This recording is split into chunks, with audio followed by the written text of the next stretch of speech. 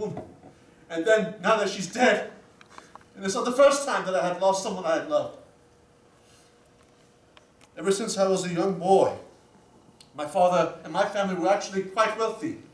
You may have known, or maybe not, but you see, my father died when I was 17 years old, and I was top of my class. Every year I had a full ride to go to Oxford. I was going to practice medicine. But upon my father's death, my mother and I had found out that he was in a lot of debt, and we had to lose everything in order to pay off his debts.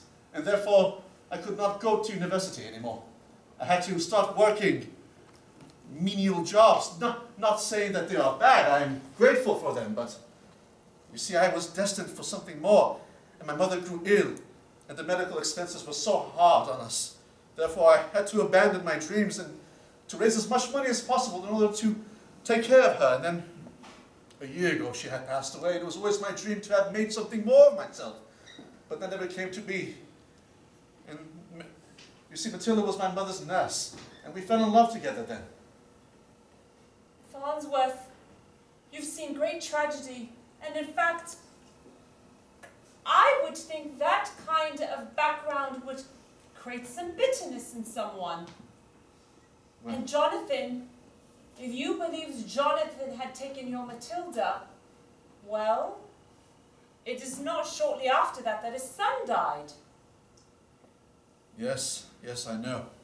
Well, his son was possibly going against him in some way. His son didn't want to necessarily follow his father's footsteps, as you know. You're sweating, Farnsworth.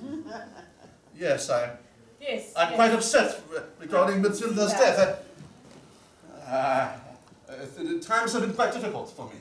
And now, I seem to have nothing left anymore. Nothing. A man with nothing left would go to any measure. He has nothing left? Thunderhorn, what are you doing in my office? Well, sir, I was just trying to find out if there was anything you needed. Sorry, my hat's not on right now. Oh, come now. I've been an inspector for many years. I can tell that's not why you're in here. Out with it. I'm very busy, you know. Oh, I'm so sorry. Detective Inspector? Or may I call you Dermot? You can call me Elizabeth. Off hours, I might call you that, Elizabeth. You're... Surely you must know, Dermot, that I have been in love with you for years, and I can't contain it anymore. Oh. That cute little nose, those broad shoulders, those, can I say, sexy frames. Oh, please don't leave me in suspense. Do you share any feelings for me? Elizabeth, besides the fact that we work together and you're my subordinate, this would be highly unorthodox. I have a crush on someone myself. I'm not proud of it. Is it me? Obviously not. Well, what if I quit? If I quit the force, and then I can be a regular woman, and you can marry me and then take care of me. Elizabeth, you are far too valuable as an asset to the force. Don't sell yourself short. You can't leave your job for a man. But I really love you. Well, I'm afraid that won't change anything. You see, Who do you have a crush on? It's very embarrassing. You see, since I was a young boy, my godfather, Sir Henry Thithering, of Scotland Yard, he knew a lot of people, and he would take me as a young child out with him on cases, and there was a woman who would help him. She was very intelligent, and she was of the ripe age of 65, but no! Her name was Jane Marple. Oh, and obviously it could never happen, because now she's more She's like... an old woman! She's a beautiful woman nonetheless, but... She can't bear you children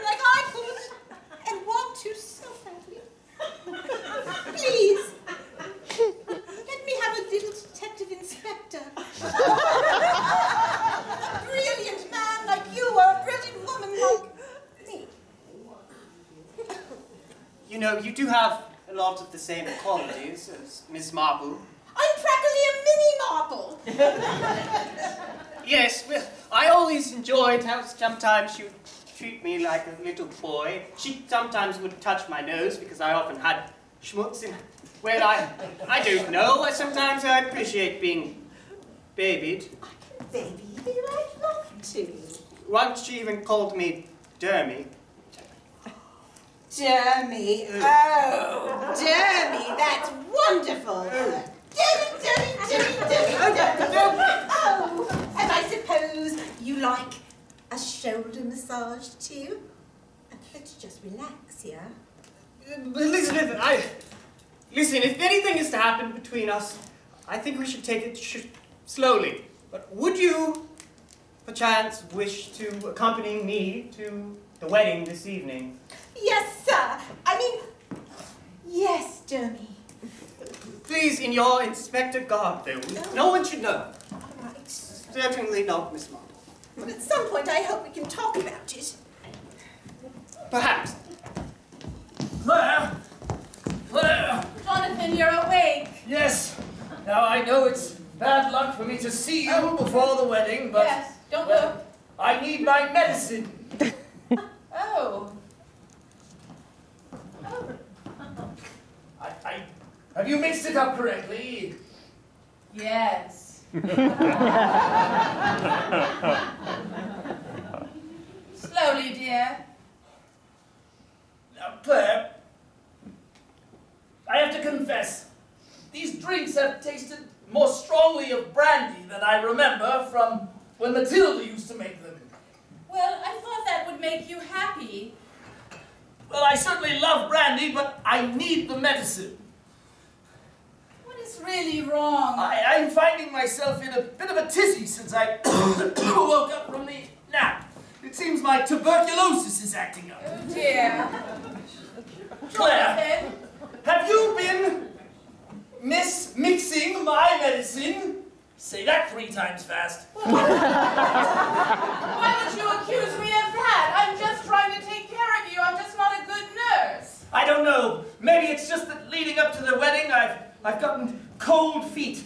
Literally, it's a side effect of tuberculosis. And I'm beginning to question why a 35-year-old woman would want to marry an 85-year-old man. Why, I've just had discussions with Miss Marple, and she's rather aptly pointed out that, well, I'm a bit of a miscreant and perhaps a bit unlovable. And Oh, Jonathan, stop it. You're the sexiest man I've ever met. I want you to look me in the eyes and tell me you've been mixing that medicine correctly. Claire? I've been mixing it correctly. Why you look away? Jonathan, you're accusing me of doing something nefarious. How could you? How could you? My friends, after this exchange, what do you think happened? Murder. Another murder. But who do you think it was? Jonathan, no. Chauffeur. My dear friends, who was murdered? Chauffeur. Braddock. Did I hear Constable number 2? What? That is an amazing guess. Yes, you're correct. And the poor man's body was discovered like this. Oh, Inspector Craddock. You see, Jennifer, I came at what? I don't know what happened. He had me in handcuffs. I was turned away from the man at the time. I heard a loud pop. I turned around, and there he was, on the ground, laying there, completely dead. I shall never forget the look on his face. It is like a man who has had the life popped out of him.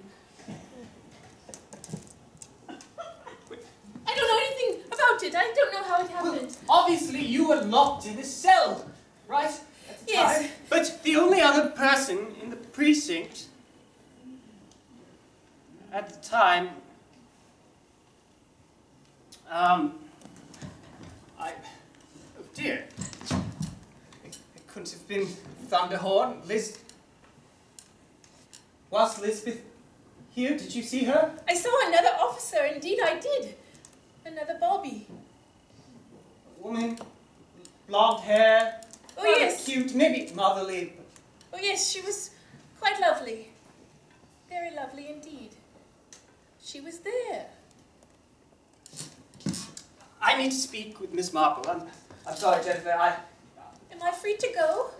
Yes, for the time being, but I Thank might you. need you later. Oh, thank you very much. Jane! Jane, are you home? Is that you, Dermy?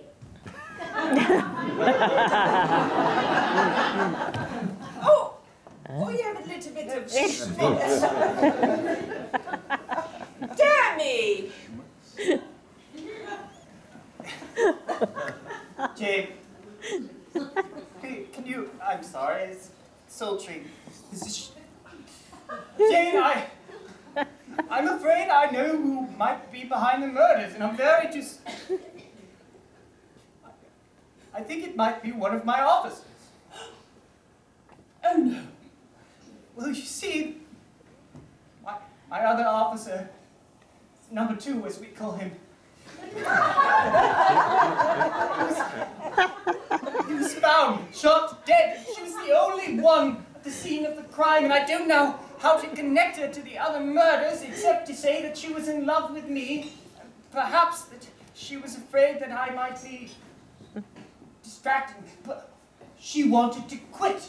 She offered to quit her job so we could be together. Perhaps she was trying to get herself fired? I really don't know, but I'm so flustered. Detective Inspector, we've been over this before. Do you remember last year there was another murder? You were too personally involved in it. You couldn't see straight. All you saw was your brother. You accused your brother of murder. You need to zoom out a bit. Why on earth would your number 2 murder the others? Excuse me. Yes? Sorry to interrupt. Looking for the inspector.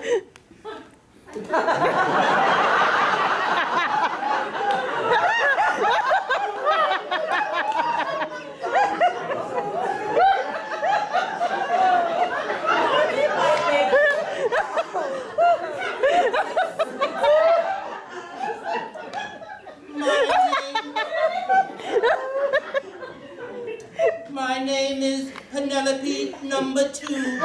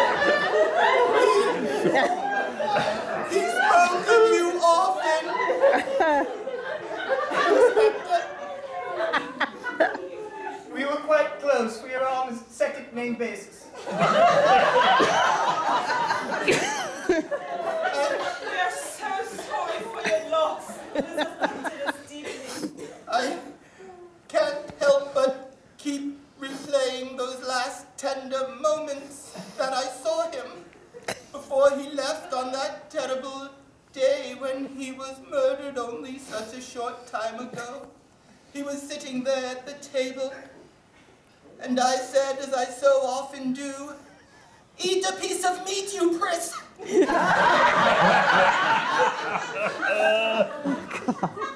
was a vegetarian, you know. Oh, Inspector. I did so love him. You won't let his murder go unavenged, will you? Absolutely not.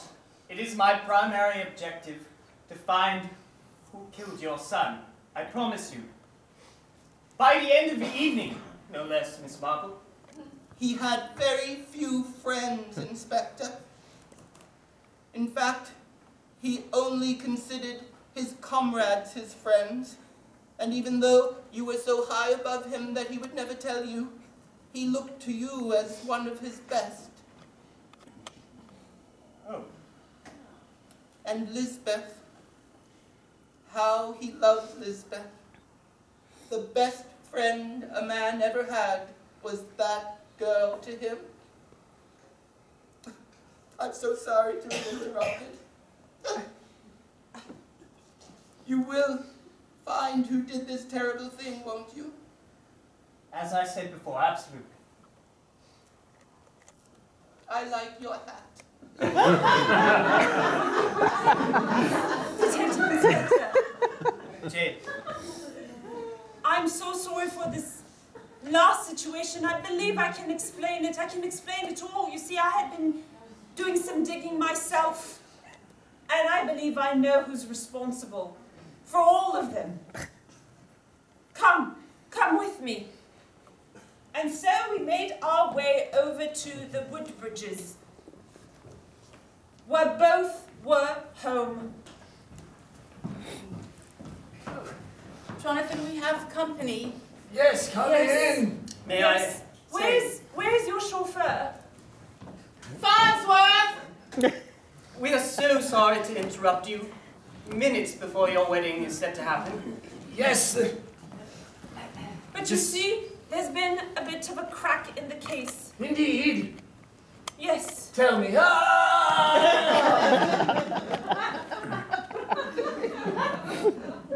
I am so sorry.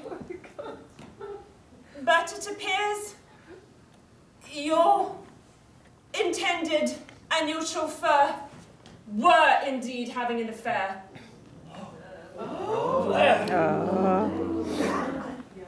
Farnsworth. It's true. It is all true. And they were working together to get you and everyone else out of the way. You see, Matilda was carrying your son's child. I went over to the doctor. The doctor had seen her, and he had traced it back, and she had admitted to him that it was Henry's child. They must have gotten wind of that, and they wanted you out of the way. You've been feeling cold, haven't you? Yes. You've been feeling ill, Yes. more than normal.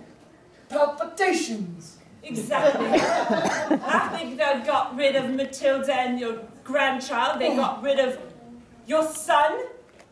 She knew you would be soft and you would probably put him back in the will. And she had him do all the dirty work. Yes, that's right. Everything is true. And we almost got away with it. If it wasn't for you two blasted... You should have just waited long enough until I had married him. I would never let that happen. Do you know why? Please, Because when I was young, keep your I voices loved him. Jane, I need to ask something. I'm in the middle of a confession. I need to say something that all of these guests outside are witnessing it and are being very rude, interrupting your confession. So I'd ask that they all please quiet down. I will close the window. I would never... Close that one over there.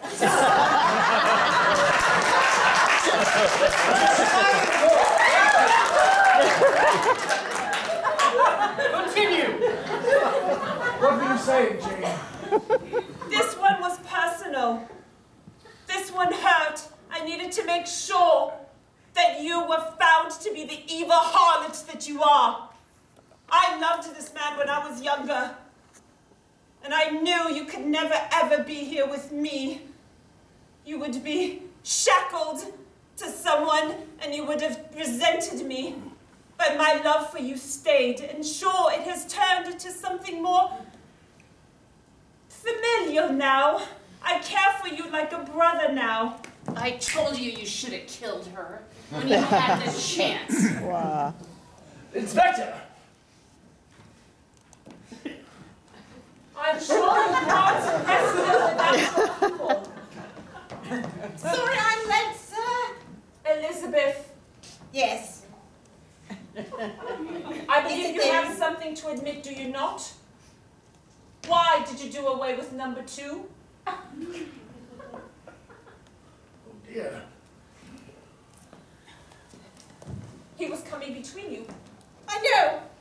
I told him of my love for Jeremy. And he was supportive. He was supportive until he wasn't. Until he explained his love for me.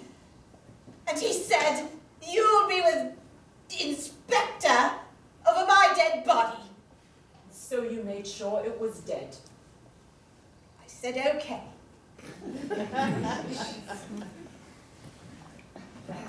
Well, Does this change anything between us? absolutely it does. Damn. I'm impressed, Jane. We almost had you. We almost had you, and everything that you had was going to be ours. But I guess times do change, do they not? Yes. Please get this foul riffraff out of my home! Post haste! Excuse me, Hello, Penelope. did I hear correctly? Yes. I killed your son. I'm sorry. It was love. It took over me, and I don't like that look, Penelope. I don't like that look at all. It's the same look you said. Get over! Get over! I can't see this woman is so strong! Excuse me? It comes from eating steak! Inspector! She's dead! I've got Jumbo here. Uh-oh. Calm down! I would like to use it. Oh! Whoa! Feed me. There will be no more death. Please, put the gun down. I respect your help. Now you must take Penelope in, for she has just murdered Elizabeth. No, I didn't! Penelope, Might I please have a moment alone with Jennifer? this is such a strange wedding. I